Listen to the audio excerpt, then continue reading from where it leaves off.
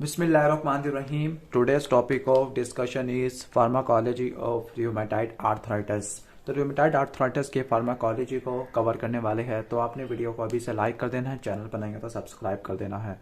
अब इसी चैप्टर में जो गाउट वाला टॉपिक था, एनसेड था, एस्टामिनोफेन था, इन तीनों टॉपिक के ऊपर एनसेड, एस्टामिनोफेन और गाउट वाले टॉपिक के ऊपर वीडियो अपलोड कर चुके थे, लेकिन अब बारी थी रूमेटाइड आर्थराइटिस और उसके फार्माकोलॉजी की। मेनली फार्माकोलॉजी को कवर करना है, लेकिन फार्माकोलॉजी को कवर करने से पहले आपको बेसिक पैथोलॉजी या इम्यूनोलॉजी का पता होना चाहिए कि रूमेटाइड आर्थराइटिस जॉइंट की इन्फ्लेमेशन को बोलते हैं। असल में होता यह है कि हमारा जो इम्यून सिस्टम होता है वो हमारे ही जॉइंट की जो कैविटी होती है, जॉइंट की जो कैविटी को बोलती है साइनोवियल कैविटी। साइनोवियल कैविटी को लाइन करने वाले सेल्स को बोलती है साइनोवियम या साइनोवियल मेम्ब्रेन।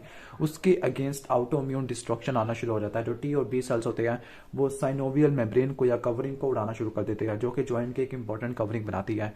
अब इस ऑटो इम्यून डिस्ट्रक्शन की वजह से जॉइंट की इन्फ्लेमेशन हो जाती है और इस जॉइंट की इन्फ्लेमेशन को बोलते हैं आर्थराइटिस।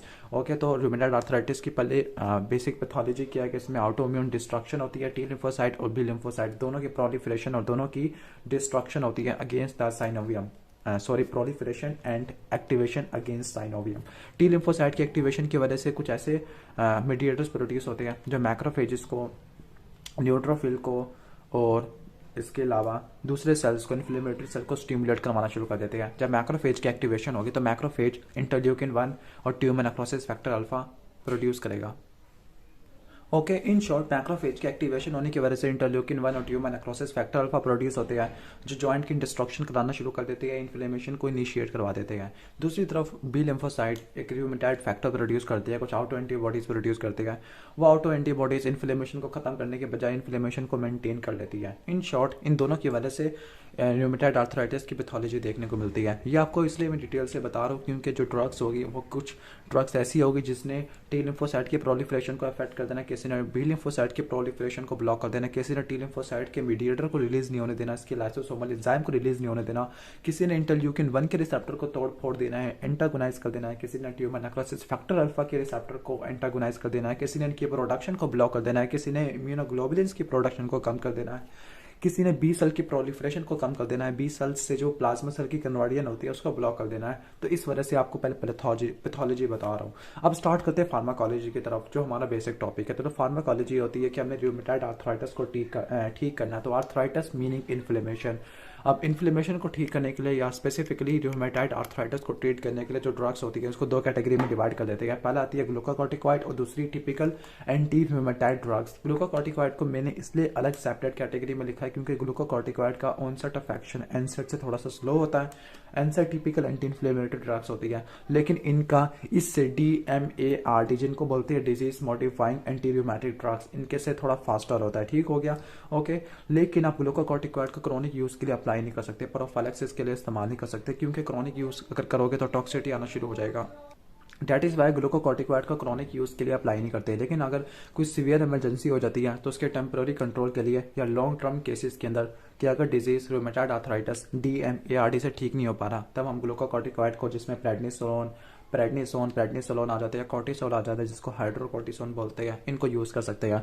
ठीक है, जो टिपिकल ड्रग्स होते हैं जो हम रूमेटाइड आर्थराइटिस को ट्रीट करने के लिए देते हैं उनको बोलते हैं disease modifying anti rheumatic drugs, या इनको हम slow acting anti rheumatic drugs भी बोलते हैं। अब इनको disease modifying anti rheumatic drug इसलिए बोलते हैं क्योंकि ये क्या कर सकती है, अगर हम इसको एनसेट से कंपेयर करते हैं तो ये वाली जो होती है ड्रग्स, ये इन्फ्लेमेशन को स्लो कर देती है, जॉइंट के डैमेज को मिनिमाइज कर देते हैं, यहाँ तक कि जॉइंट के डैमेज को रिवर्स भी कर सकती है। जो ये ऐसा इफेक्ट होता है जो एनसेट की वजह से नहीं होता। ठीक है, और दूसरी तरफ जो हम इनको slow acting anti rheumatic drugs भी बोलते हैं, क्योंकि इनका जो ऑनसेट ऑफ एक्शन है काफ़ी ज़्यादा स्लो होता है। क्लिनिकल मैनिफेस्टेशंस आने में 6 हफ्तों से ज़्यादा 6 हफ्ते से लेकर 6 महीने तक लग सकते हैं। ठीक हो गया, तो इनको slow acting anti rheumatic drugs भी बोलते हैं और disease modifying anti rheumatic drugs भी बोलते हैं। अब इनको depending upon the mechanism of action, इनकी नेचर या इनके क्लिनिकल यूज, इनको दो कैटेगरी में डिवाइड कर देते हैं।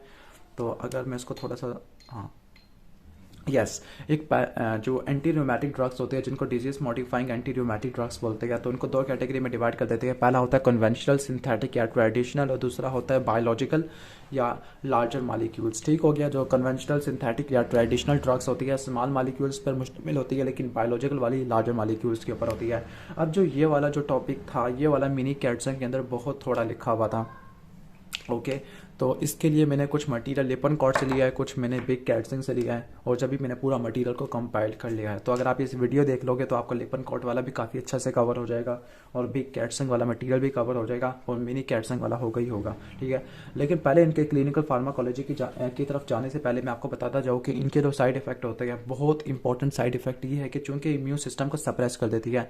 इम्यून सिस्टम को सप्रेस करने का मतलब है कि उस बंदे में ऐसा लगता है कि एड्स आ गया है, ठीक है। जिस तरह एड्स के अंदर इम्यून सिस्टम डिस्ट्रॉय हो जाता है, इसी तरह इन ड्रग्स को लेने के बाद भी हमारा इम्यून सिस्टम सप्रेस हो जाएगा। जब इम्यून सिस्टम सप्रेस हो जाएगा तो अपॉर्चुनिस्टिक इन्फेक्शन होने के चांसेस काफ़ी ज़्यादा होते हैं। अपॉर्चुनिस्टिक माइकोसिस के अंदर आपने कैंडिडा का नाम पढ़ा होगा, क्रिप्टोकोकस का नाम पढ़ा होगा, और इसके अलावा एस्परजिलोसिस का नाम पढ़ा होगा, ठीक है। इनकी इन्फेक्शन काफ़ी ज़्यादा कॉमन हो जाती है, और सबसे ज़्यादा मोस्ट कॉमन एडवर्स इफेक्ट ये होगा कि इन सबको लेने की वजह से टीबी हो जाएगा, ठीक है। टीबी की एक्टिवेशन हो सकती है इन सबको ड्रग लेने की वजह से, ठीक है। अब चलते हैं ड्रग की तरफ। तो पहली कैटेगरी आती है कन्वेंशनल सिंथेटिक या ट्रेडिशनल वाली, दूसरी आ जाती है बायोलॉजिकल वाली। बायोलॉजिकल वाली इस तरफ है, ठीक है, ओके। जो कन्वेंशनल सिंथेटिक या ट्रेडिशनल ड्रग्स होती है, स्मॉल मॉलिक्यूल्स पर मुश्तमिल होती है। इनके 3 पर्पस होते हैं। पहली बात कि डिजीज़ के कोर्स को स्लो कर देना, दूसरा ये है कि जो रिमिशन का मतलब है रिकवरी या रिपेयर, इसको इंड्यूस कर देना, और डिस्ट्रक्शन को मिनिमाइज कर देना। यानी सबसे पहले आपने क्या करना है, किसी के अंदर अगर जोड़ों का दर्द होता है, आर्थराइटिस है, तो सबसे पहले इसको डायग्नोज करना है कोई ना कोई अलीसा वाला टेस्ट है, इम्यूनो एसे टेस्ट से, ठीक हो गया, अलीसा से या पीसीआर टेस्ट से पहले डायग्नोस करना है कि क्या वाकई में इसको रूमेटॉइड आर्थराइटिस है या नहीं। जैसे ही रूमेटॉइड आर्थराइटिस डायग्नोस हो जाएगा तो फिर आपने ड्रग स्टार्ट कर देनी है शुरू में ही। और इसमें से जो कन्वेंशनल सिंथेटिक या ट्रेडिशनल होती है, इनको सबसे पहले स्टार्ट करवाते हैं, फिर जाती है बायोलॉजिकल की तरफ। अब इस वाले में जो एग्जाम्पल्स हैं, मिथोट्रेक्सेट है, एथियोप्रीन है, क्लोरोक्वीन, हाइड्रोक्सीक्लोरोक्वीन है, साइक्लोफॉस्फामाइड है, साइक्लोस्पोरिन है, लेनफुलामाइड है, माइकोफिनोलेट, मॉफिटिल है, सल्फासानाजिन होती है। इन बहुत सारे ड्रग्स को आपने डिफरेंट चैप्टर्स के अंदर पढ़ा होगा। जैसे मिथोट्रेक्सेट है, इसको आपने एंटी कैंसर में पढ़ा होगा, एथियोप्रीन इसको इम्यूनोसप्रेसिव में पढ़ा होगा, क्लोरोक्वीन क्लोरोक्वीन इसको मलेरिया वाले चैप्टर में पढ़ा होगा, साइक्लोफॉस्फामाइड अल्काइलेटिंग एजेंट है, साइक्लोस्पोरिन वंस अगेन इम्यूनोसप्रेसिव है, लेनफुलामाइड ये स्पेसिफिक इस चैप्टर के लिए है, माइकोफिनोलेट मॉफिटिल होती है, ये भी एंटी कैंसर वाले चैप्टर में आपने पढ़ा होगा, इम्यूनोसप्रेसिव में भी आ जाती है, और लास्ट है सल्फासालाजिन, ठीक है, ओके। ये सल्फासालाजिन आपने सल्फोनामाइड वाले चैप्टर में पढ़ा होगा। हाँ, मैं ये बता रहा था कि जैसे ही डिजीज डायग्नोस हो जाए कि इसको रूमेटॉइड आर्थराइटिस है, तो आपने सबसे पहले इन ड्रग्स की थेरेपी देनी है, ठीक है। बायोलॉजिकल को पहले नहीं देते, पहले हम हमेशा ट्रेडिशनल से स्टार्ट करते हैं। इसमें भी पहले मोनोथेरापी स्टार्ट करते हैं, टिपिकली मिथोट्रेक्सेट से स्टार्ट करते हैं। तो पहले मोनोथेरापी के तौर पर मिथोट्रेक्सेट को यूज़ करेंगे, ठीक हो गया।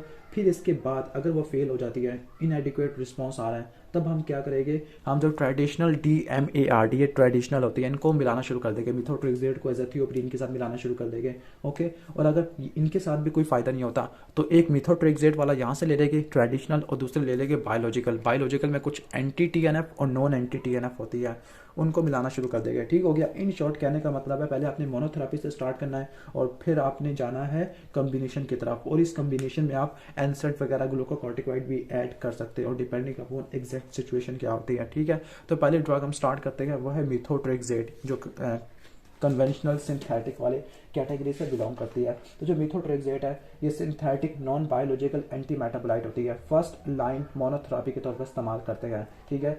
जो मिथोट्रेक्सेट है, ये एंटी कैंसर ड्रग के तौर पर भी इस्तेमाल होती है। लेकिन अगर कोई आपसे सवाल पूछे कि लो डोसेस के ऊपर मिथोट्रेक्सेट का क्या एक्शन होगा और हाई डोसेस पे एक्शन क्या होगा, ठीक है, तो जो लो डोसेस के ऊपर इसका एक्शन होगा एंटी रूमेटिक ड्रग है, लेकिन जब इसकी डोज बढ़ा देंगे तो ये एंटी कैंसर ड्रग बन जाएगी। मिथोट्रेक्सेट की मल्टीपल मैकेनिज्म ऑफ एक्शन होते हैं, यहाँ पे मल्टीपल मैकेनिज्म ऑफ एक्शन लिखा होगा। सबसे पहला जो मैकेनिज्म ऑफ एक्शन है कि इसने 2 एंजाइम को ब्लॉक कर देना है। पहला एंजाइम है AICAR एकार, और दूसरा थाइमिडाइलेट सिंथेट। एकार एब्रीविएशन होती है अमाइनो एमिडाजोल कार्बोक्सामाइड राइबोन्यूक्लियोटाइड, ये इसके एंजाइम को ब्लॉक कर देती है। अब एंजाइम के ब्लॉकेज होने की वजह से क्या होगा कि जो एकार है AICAR एकार के एक्यूमुलेशन होना शुरू हो जाएगा। एकार AMPDA- को ब्लॉक कर देगा, और जब AMPDA- ब्लॉक हो जाएगा तो AMP के एक्यूमुलेशन होना शुरू हो जाएगा। AMP से एडिनोसिन बनेगा, और एडिनोसिन आपको पता है कि एंटी इन्फ्लेमेटरी होता है। इसके बाद जो सारे फंक्शन करेगा वह एडिनोसिन करेगा। इनके जो इन्फ्लेमेटरी सेल उनकी कीमोटैक्सिस को ब्लॉक कर देगा, प्रोलिफरेशन को ब्लॉक कर देगा, डाईहाइड्रोफोलेट रिडक्टेस एंजाइम को ब्लॉक कर सकता है, ठीक है। ये भी एक मैकेनिज्म होता है ये, लेकिन ये सीधा मिथोट्रेक्सेट का होता है, एंटी कैंसर की तरह आपने पढ़ा होगा, ठीक है। आगे अपॉप्टोसिस को स्टिमुलेट करवा देता है, प्रोलिफरेशन को ब्लॉक कर देता है, इन्फ्लेमेटरी साइटोकाइन के प्रोडक्शन को कम कर देता है। तो ये होता है मिथोट्रेक्सेट का मैकेनिज्म ऑफ एक्शन। नेक्स्ट आ जाती है एज़ेथियोप्रिन। एज़ेथियोप्रिन में जो ड्रग आती है वह है थायोग्वानिन। थायोग्वानिन ये सॉरी एज़ेथियोप्रिन। एज़ेथियोप्रिन का एक्टिव मेटाबोलाइट होता है थायोग्वानिन, और थायोग्वानिन आगे अपने सारे काम करता है, जैसे ये इनोसिनिक एसिड की सिंथेसिस को ब्लॉक कर देता है, बीओटी सेल के फंक्शन को, इनकी एक्टिवेशन को ब्लॉक कर देता है, इम्यूनोग्लोबुलिन के प्रोडक्शन को कम कर देता है, इंटरल्यूकिन 2 की सिक्रेशन को ब्लॉक कर देता है। इसके बाद है क्लोरोक्विन, हाइड्रोक्सी क्लोरोक्विन। इनको आपने एंटी मलेरियल वाले चैप्टर के अंदर पढ़ा होगा। इनके भी मल्टीपल मैकेनिज्म ऑफ एक्शन होते हैं। पहला ये है कि जो माइटोजन के अगेंस्ट माइटोजन के जो होता है रिस्पॉन्स, माइटोजन क्या होते हैं, ऐसा कोई स्टिमुलस जो माइटोसिस को बढ़ा देता है, तो ये माइटोजन के स्टिमुलस को, इसके रिस्पॉन्स को कम कर देती है, कीमोटैक्सिस को ब्लॉक कर देती है, लाइसोसोमल एंजाइम को स्टेबलाइज कर देती है, ठीक है। एफसी रिसेप्टर की प्रोसेसिंग करवा देते हैं, डीएनए आरएनए के सिंथेसिस को ब्लॉक कर देते हैं, फ्री रेडिकल्स को ट्रैप करने के बाद डीएनए को उड़ा देते हैं। अब ये सारी एक्शन की वजह से इम्यूनोसप्रेसिव बन जाते हैं। इसके बाद है साइक्लोफॉस्फामाइड। साइक्लोफॉस्फामाइड डीएनए की क्रॉस लिंकिंग करता है, और जिसकी वजह से आगे आपने इसको एंटी कैंसर ड्रग में भी पढ़ा होगा। साइक्लोस्पोरिन ये इम्यूनोसप्रेसिव है, जीन ट्रांसक्रिप्शन के जरिए काम करती है, इंटरल्यूकिन 1-2 की प्रोडक्शन को ब्लॉक कर देती है। इसके अलावा यहाँ पर लिखा हुआ है कि मैक्रोफेज के फंक्शन को डिस्ट्रॉय कर देती है। मैक्रोफेज टी सेल का इंटरेक्शन होता है या टी सेल का रिस्पॉन्स होता है, इसको ब्लॉक कर देती है, ठीक है। और फिर इसके बाद है लेनफ्लोमाइड। ओके, अब लेनफ्लोमाइड किस तरह से करती है, एक एंजाइम होता है डीहाइड्रोओरोटिक डिहाइड्रोजिनेस, उसको ब्लॉक कर देती है, और ये एंजाइम राइबोन्यूक्लियोटाइड की सिंथेसिस करवाता था। जब उसकी सिंथेसिस ब्लॉक हो जाएगी तो डीएनए की सिंथेसिस नहीं हो पाएगी, सेल G1 फेज के अंदर रहेगा, एस फेस में आगे ट्रांसफर नहीं हो पाएगा, और इसकी वजह से बीओटी सेल की प्रोलिफरेशन स्टॉप हो जाती है। नेक्स्ट है माइकोफिनोलेट मोफिटिल। ये आईएमपी डिहाइड्रोजिनेस एंजाइम को ब्लॉक कर देती है, इसकी वजह से भी बीओटी सेल के प्रोलिफरेशन रुक जाएगी। सल्फासेलाजीन एक सल्फोनामाइड है, ये सल्फासेलाजीन 2 मेटाबोलाइट में टूट जाती है, एक है सल्फापायरिडीन और दूसरा 5-अमाइनोसैलिसिलिक एसिड, जिसकी वजह से साइटोकाइन की रिलीज कम से कम हो जाती है। ये सारे थे ट्रेडिशनल, सिंथेटिक या कन्वेंशनल। इसके बाद आते हैं बायोलॉजिकल। बायोलॉजिकल को मजीद हम 2 कैटेगरी में डिवाइड करते हैं, बायोलॉजिकली ओरिजिनल और बायोलॉजिकली सिमिलर। सिर्फ आपने इनके नाम याद रखने हैं। लार्जर मॉलिक्यूल्स होते हैं, ये साइन सिम्टम को कम कर देते हैं, प्रोग्रेशन को कम कर देते हैं, और ये फिजिकल सिम्टम को इंप्रूव कर देते हैं। इन शॉर्ट, जैसे ही रूमेटॉइड आर्थराइटिस का डायग्नोसिस होता है तो आपने कन्वेंशनल सिंथेटिक स्टार्ट करनी है, फिर आपने बायोलॉजिकल को यूज करना है। बायोलॉजिकल कौन सा बेसिस होती है, मैकेनिज्म ऑफ एक्शन। ग्रोसली इसको 2 में डिवाइड कर देते हैं, नॉन एंटी टीएनएफ और एंटी टीएनएफ। जो नॉन एंटी टीएनएफ है उसको मजीद 4 में डिवाइड कर देते हैं on the basis of their mechanism of action. T cell modulating, B cell cytotoxic, anti interleukin 6, anti interleukin 1 blocking agent, ठीक है। तो इसके अंदर जो ड्रग आती है वो एबेटासिप्ट आती है, बी सेल साइटोटॉक्सिक में आती है रिटोक्सिमाब, जबकि टोलिजुमाब आती है एंटी इंटरल्यूकिन 6, और एंटी इंटरल्यूकिन 1 में अनाकिनरा, रिलोनासिप्ट और कैनाकिनुमाब आ जाती है। जबकि एंटी टीएनएफ अल्फा के अंदर 5 ड्रग्स आ जाती है। इसका आपने याद रखना है, डेलीमुमाब, सर्टोलिजुमाब, इटनरसिप्ट, गोलीमुमाब और इन्फ्लिक्सामाब, ये आ जाती है बायोलॉजिकल वाली कैटेगरी के अंदर। इनके सिर्फ नाम ही याद कर लो, और इनके मैकेनिज्म ऑफ एक्शन ग्रोसली मैंने ऊपर दे दिया है। ओके, तो यहाँ तक हम वीडियो को ख़त्म कर लेते हैं। अगर आपको वीडियो अच्छी लगी हो तो वीडियो को लाइक कर देना, चैनल पर नहीं हो तो सब्सक्राइब कर देना। ये पूरा फ्लो चार्ट बनाने में बहुत ज़्यादा मेहनत लगी है, बस आप इसी फ्लो चार्ट को ड्रा कर लेना तो आपकी एंटी रूमेटॉइड ड्रग्स कवर हो जाएगी। मिलते हैं नेक्स्ट वीडियो में, तब तक के लिए अल्लाह हाफिज़।